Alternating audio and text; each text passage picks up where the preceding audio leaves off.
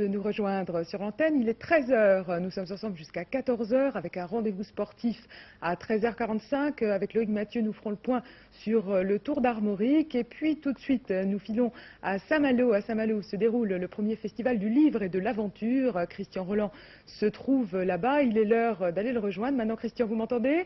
Absolument, on vous entend très très bien. Effectivement, le festival s'appelle Étonnant Voyageur. C'est le premier festival sous ce titre-là, qui s'inscrit aussi sur, je dirais, les fondations de 10 ans de festival de bande dessinée. Alors jusqu'à 13 h 45, eh bien, nous allons avoir plusieurs invités à propos de voyages différents. D'ailleurs, tout à l'heure, nous allons avoir Titouan Lamazou, Hugo Pratt, Nicolas Bouvier, Jacques Meunier, Redmond O'Hanlon, Gavin Young, et puis un portrait de François Bourgeon, l'auteur des Passagers du vent et des Compagnons du crépuscule, tourné chez lui en Bretagne. On va commencer par de la bande dessinée et par de l'aventure sous voile, mais aussi dans le livre, avec Loïc Perron en noir et puis en couleur mauve. Le parrain du festival de bande dessinée depuis 10 ans ici, c'est le breton Jean-Claude Fournier, dont on se souvient que pendant une dizaine d'années, il a quand même dessiné Spirou, après Franquin. Et puis depuis, bien c'est Bisu, avec le signe 10. Bisu qui est un personnage, Jean-Claude, que vous ancrez résolument en Bretagne. Déjà, vous aviez baladé Spirou en Bretagne avec l'Ankou, il y avait aussi eu du cidre pour les étoiles. Mais ce fond breton, ce fond celte, on le retrouve dans votre bande dessinée. Oui, Bisu se situe vraiment dans la forêt de Brocéliande, très clairement. Les prochaines histoires, d'ailleurs, la prochaine histoire, celle que je suis en train de terminer actuellement, s'appelle Le Trio Jabadao. En conséquence, c'est vraiment très nettement breton. C'est édité en Belgique, mais c'est breton. Alors, 10 ans d'un festival de bande dessinée dont vous êtes le parrain. Vous vous sentez bien, vous, ici, à Saint-Malo? C'est toujours un festival, depuis 10 ans, sur la bande dessinée, qui avait une image très chaleureuse, très conviviale. Ah oui, je crois que pour nous, les auteurs de BD, je crois que c'est peut-être le plus sympa de tous les festivals. Ouais. Ouais, parce qu'il est conçu sur le plan de la convivialité avant le plan commercial. Ouais. C'est quand même vachement intéressant. Oui, mais il est important aussi de faire du commerce, il faut quand même pas le nier. C'est important que vous vendiez des albums. On gagne notre vie en vendant des bouquins. Oui. Mais il est intéressant aussi dans ce genre de manifestation de rencontrer des copains. De rencontrer, moi je sais pas, je vois Loïc Perron, je suis complètement... Ah oui, vous m'avez dit ça tout à l'heure, je me dis vous allez être à côté de Loïc Perron. Et pourquoi c'est magnifique? Parce que vous faites de la voile aussi? Oui, je fais un peu de bateau, mais c'est surtout, c'est quelqu'un qui m'a fait rêver, c'est extraordinaire. Tout à l'heure j'ai vu Titouan Lamazou, c'est magnifique. Quoi. Ah, pourquoi est-ce qu'ils vous font rêver? Parce que ce festival se veut maintenant une rencontre aussi entre les dessinateurs, les aventuriers comme Loïc ou Titouan, les écrivains du voyage. C'est quoi cette notion de rêve? Pourquoi est-ce qu'ils vous font rêver? Parce que nous, auteurs de BD, et puis moi particulièrement avec les miennes, je vis dans le rêve constamment. Et mes voyages, moi, sont des voyages intérieurs plutôt, mais je suis un mec de la côte, moi, je suis Saint-Caportrieux, de l'autre côté de la mer. Ouais. Et tout ce qui concerne la mer me passionne particulièrement. J'ai jamais d'ailleurs dessiné d'histoire se passant en mer. Je voulais faire une histoire de Spirou. Lorsque j'ai arrêté de faire Spirou, j'envisageais une histoire qui aurait tourné autour de la pollution marine. Ah ouais. Et dans les aventures de Spirou, il y a un vieux savant, le comte de Champignac, qui travaille dans les champignons et tout. Il avait mis au point un champignon qui aurait bouffé les hydrocarbures. Et l'histoire, tout était prévu, j'avais le titre, ça s'appelait Le Trésor de l'île Arbour. L'île Arbour est une île qui est en face de Saint-Quay-Portrieux. Et ça s'appelait Le Trésor de l'île Arbour. Bon, j'ai arrêté de faire Spirou, donc je n'ai pas fait cette histoire. Mais il n'est pas interdit de penser que je la fasse un jour avec Bisu. Avec Bisu. Bisu a été en mer dans 2 ou 3 histoires, en particulier une fois pour rechercher un bignou sauvage qui avait fait naufrage. Bien sûr. Alors vous allez passer maintenant le micro à Loïc, Loïc Perron, donc oui, 2e du Vendée Globe Challenge. Et puis alors, vous sortez le livre aussi, Loïc Perron, Petit tour du monde illustré chez De Noël. C'est un carnet de bord. Il faut toujours qu'un navigateur écrive tout de suite après une course comme ça, un livre. Ça correspond à quoi? Il y a vraiment une envie littéraire derrière ou une nécessité commerciale? Ça, c'est la première fois que ça m'arrive, Ouais. En fait. Et c'est pas la première fois que je finis une course. Non, en général, c'est le vainqueur qui fait un bouquin. Oui, c'est vrai, oui. Mais ce qui est il l'a étonnant, fait aussi, Oui, il l'a fait, bien sûr, il est là. Et tant mieux. Mais ce qui est étonnant, c'est que dans cette course-là, c'est bien la première fois, je crois, que quasiment tout le monde aurait pu en écrire un. Et on est 3 ou 4 coureurs, plus quelques bouquins globaux sur le globe, c'est le cas de le dire. Parce qu'on était 13 à avoir beaucoup de choses à raconter. Il y a eu un vainqueur, mais il y a eu 13 personnes importantes dans le Tour du Monde. Ça, c'était pas mal. Qu'est-ce que vous racontez dans ces carnets de bord? Ces petites annotations au jour le jour de ce qui se passe à bord? Ou c'est aussi, on dit toujours que lorsque l'homme est face à la mer, l'imaginaire se développe facilement. Est-ce qu'il y a comme ça des réflexions un petit peu sur la vie? Il n'y a pas de grande réflexion métaphysique, non. En général, il y a beaucoup d'eau et pas mal de vent. Mais l'idée, c'est qu'à la base, je ne voulais pas faire de bouquin, premier point, sur l'eau. En tout cas, on me demandait, il y avait pas mal de gens qui s'intéressaient, c'est vrai. Et on a tous, je crois, été contactés. Par la suite, je voulais faire quelque chose avec des photos. J'ai vu toutes les photos que j'avais faites sur l'eau et je voulais d'abord faire une sorte de tour du monde en 80 photos. C'était ma première idée.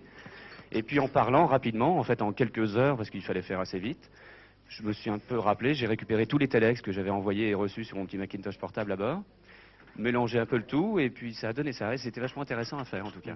Alors, à un moment donné, je sais que vous écoutez de la musique. Mhm. Vous mettez un disque ou un compact de Purcell, plutôt un compact d'ailleurs, ou une cassette, parce Oui, qu'un c'est- disque, je un peux ça compact, sur un ouais. bateau. Ouais. Et vous avez une très belle phrase à ce moment-là. Qu'est-ce que vous dites sur la musique et la mer? Inventer le même jour. Oui, qu'elles sont nées le même jour, oui. Oui.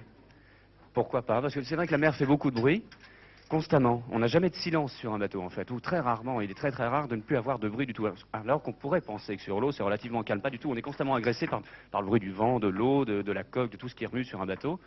Et le silence, on l'a quand on revient dans une pièce vide, sans rien du tout, complètement calfeutrée, comme à l'arrivée au Sable d'Olonne, c'était impressionnant. Ce qui fait que c'est toujours une musique qui change constamment, mais c'est vrai.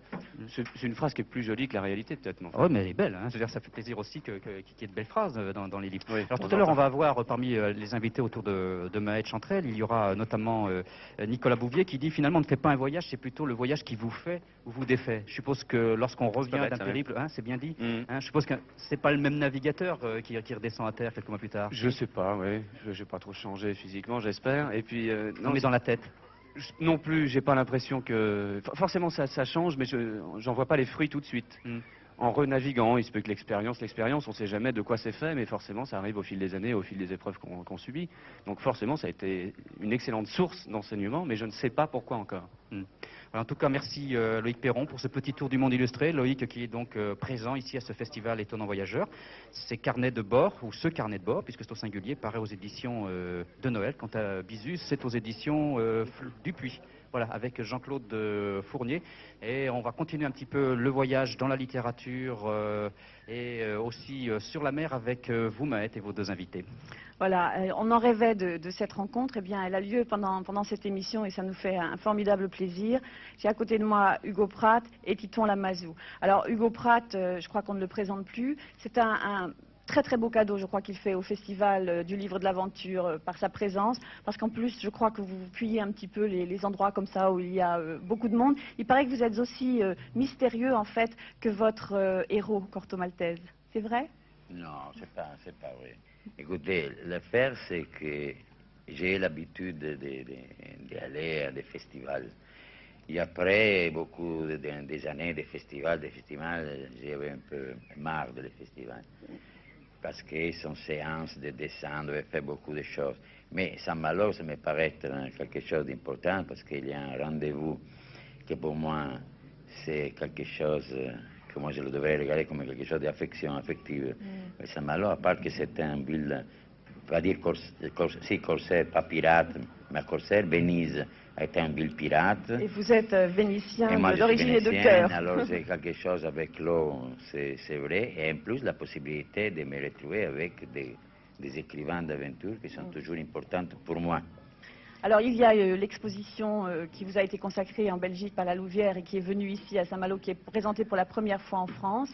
Oui, ça c'est grâce à la mer, à la ville de Saint-Malo qui a prêté, disons, cette merveilleuse ambiance à la Louvière, enfin, de Voltaire qui est venu avec toute sa bonne volonté de mettre bien ces choses, la présence de ces autorités qui ont fait ça, c'est bien.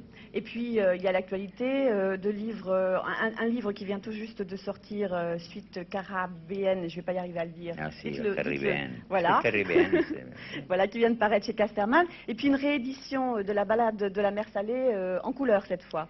oui. Oui. Voilà, ça c'était l'événement. Alors, Titouan Lamazou, vous avez commencé à discuter ensemble tout à l'heure. Titouan Lamazou, eh bien c'est ce navigateur qui vient de remporter brillamment cette course dont on parlait tout à l'heure avec Loïc Perron, qui est la première course du monde, premier tour du monde en solitaire.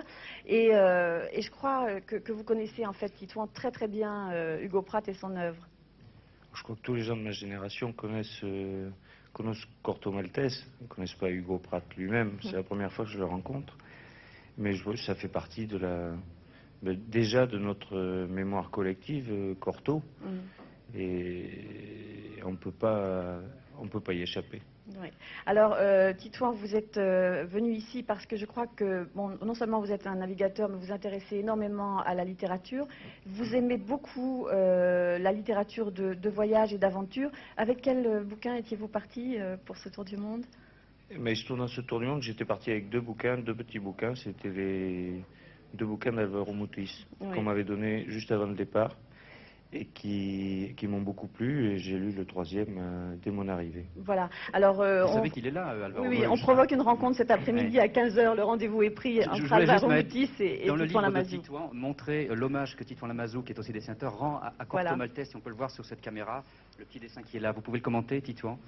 Mais c'est les portraits que j'ai faits de mes compagnons de route, puisque Philippe Poupon et j'allais dire Corto Maltese et Jean-François Coste étaient mes coéquipiers sous les ordres d'Éric Tabarly il y a 12 ans. On a fait le tour du monde ensemble. On était des petits jeunes à l'époque et je les ai retrouvés comme concurrents dans la course au tour du monde. Et donc j'ai fait leur portrait. Et le portrait de Jean-François, qu'on surnomme Costaud, dès que je l'ai montré, on m'a dit tiens, on dirait Corto Maltese. Alors on l'a appelé Costaud Maltese, ce dessin.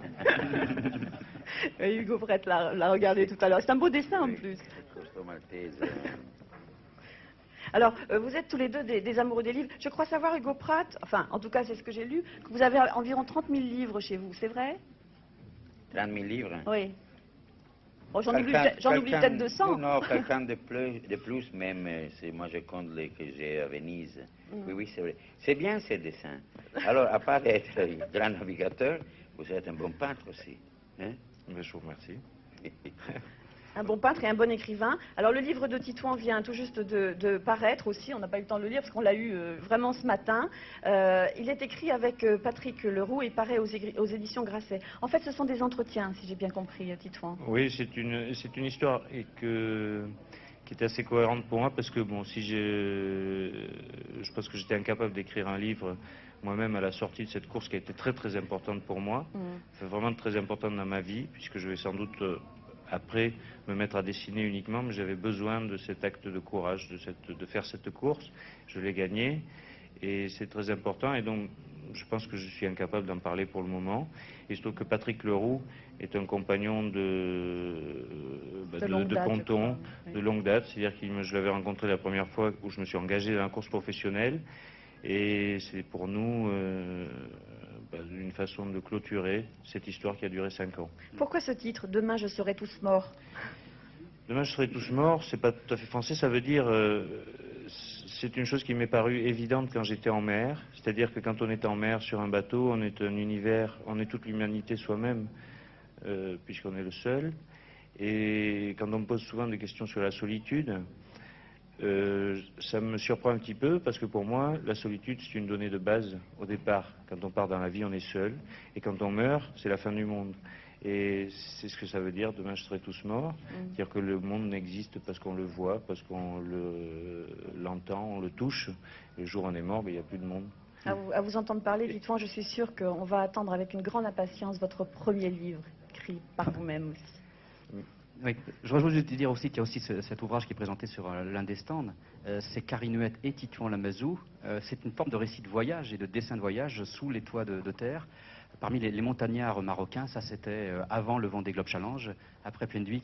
Vous êtes complètement dans votre milieu là finalement, dans ce festival qui s'appelle Étonnant Voyageur. Qui sont les écrivains qui vous ont fait rêver lorsque vous étiez jeune? C'est London, Stevenson, et puis après il y a Saint-Exupéry, il y a Hugo Pratt. Tout à l'heure, Titouan a posé une question à Hugo Pratt. Il a demandé si un jour Slocum allait rencontrer Corto Maltese. C'est pas...